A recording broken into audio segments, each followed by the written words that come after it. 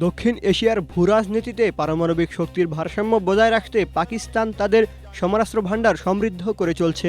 American বিজ্ঞানীদের সংগঠন federation of American সায়েন্টিস্টের 2023 সালের শেষ নাগাদ প্রকাশিত প্রতিবেদন অনুযায়ী পাকিস্তানের কাছে বর্তমানে আনুমানিক 170টি পারমাণবিক ওয়ারহেড বা বোমা রয়েছে। তবে প্রতিবেদন অনুযায়ী 2025 সালে এই সংখ্যা পৌঁছানোর কথা 200-তে। সুইডেন ভিত্তিক গবেষণা সংস্থা স্টকহোম ইন্টারন্যাশনাল পিস রিসার্চ ইনস্টিটিউটের 2024 সালের বার্ষিক প্রতিবেদন অনুযায়ী বিশ্বের পারমাণবিক শক্তিধর দেশগুলোর তালিকায় পাকিস্তানের অবস্থান ষষ্ঠ। সংখ্যার দিক থেকে তারা প্রতিবেশী দেশ ভারতের চেয়ে সামান্য এগিয়ে। ভারতের কাছে বর্তমানে প্রায় 172টি পারমাণবিক ওয়ারহেড রয়েছে বলে ধারণা করা হয়। প্রতিরক্ষা বিশেষজ্ঞদের মতে পাকিস্তান কেবল বোমার সংখ্যাই বাড়াচ্ছে না, বরং সেগুলো বহনের জন্য উন্নত প্রযুক্তির ক্ষেপণাস্ত্র এবং যুদ্ধবিমানও তৈরি করছে।